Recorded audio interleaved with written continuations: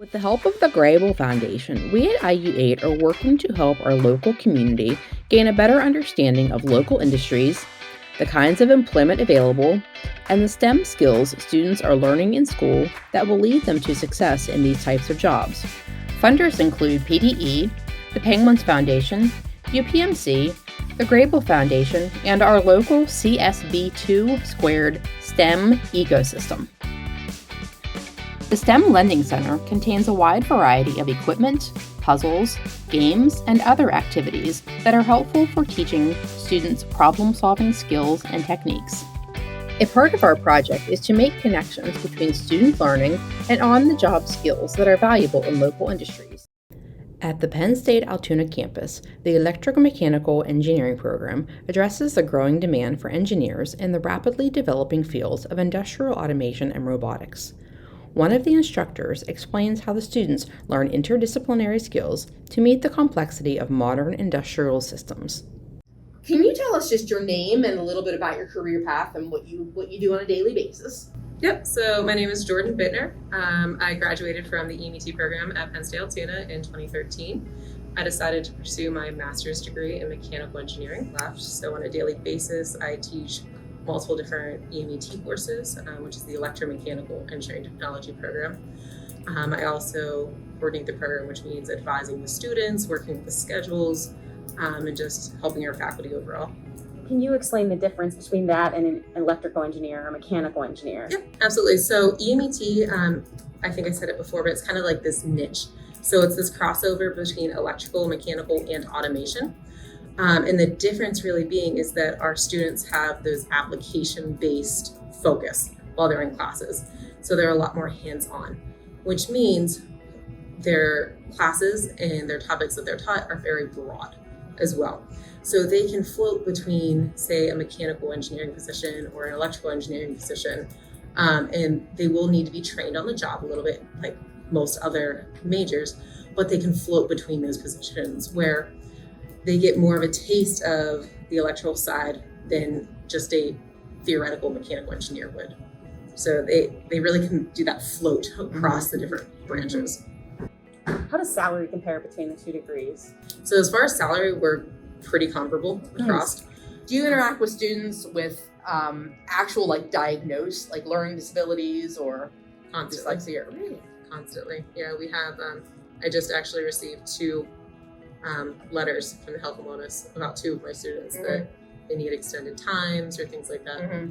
So, and you can usually navigate around all of those. Yep. Wow, that's impressive. Our faculty is extremely flexible and things like that. And the Altoona campus, I can't speak for all the other campuses, but makes it extremely easy for that to happen. So they host proctoring for exams and things like that if there's double time or extended time needed and things like that. So, and that's part of the reason why we're trying to break the mold with the CTC students, because typically, I mean, when I went to high school, I was told, no, don't go to VOTech because you want to go to college. Right. So I took the AP computer science classes and things like that, when if I would have came out of VOTech and came into the EMET program, I would have been so set up. Yes. So we're trying to break this mold of, yes, you can go to college out of VOTech or out of the CTC, but you can choose. If you had a high school student, if you encountered a high school student that was considering this but was female, didn't feel like, well, wouldn't have to be female, but felt like they just didn't have the right brain structure for this, what suggestions would you make to him or her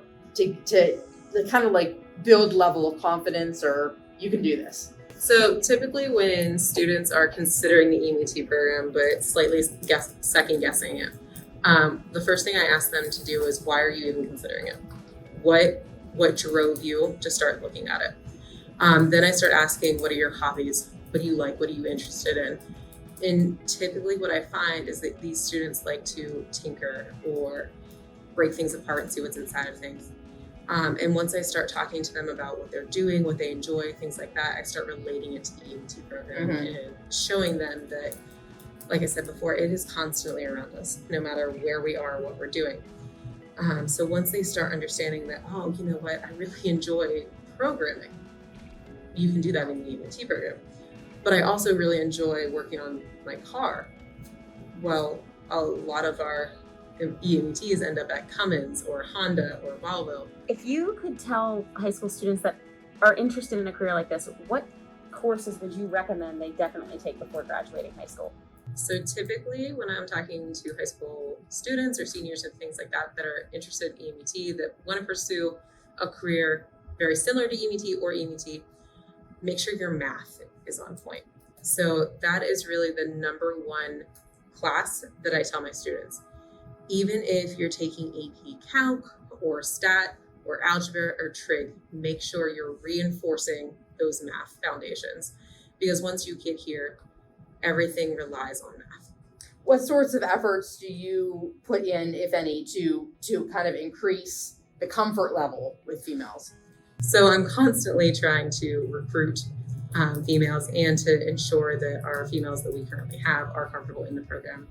So both my co-coordinator, Jenny Lynn, and I are constantly meeting with these students. We're trying to resurrect the Society of Women Engineers Club that we had on campus for a long time, just to give them a cohort to be interacted with and involved. Yeah, so actually one of the guys that graduated a year before me, he's down in Orlando and he works for Rockwell. And he does a lot of the automation in the Disney plants. Yeah. So that leads me to a question, like, where do your graduates end up? Is it really widespread, or do a lot of them? So typically our graduates end up, about 30% of them end up in the local area, meaning PA, Ohio, Maryland, that kind of range. But if I take you out to the board, I'll show you that we actually have graduates that have gone to other countries. They've gone across the US. They're all over the place. So there's really no boundaries for our EMET grads.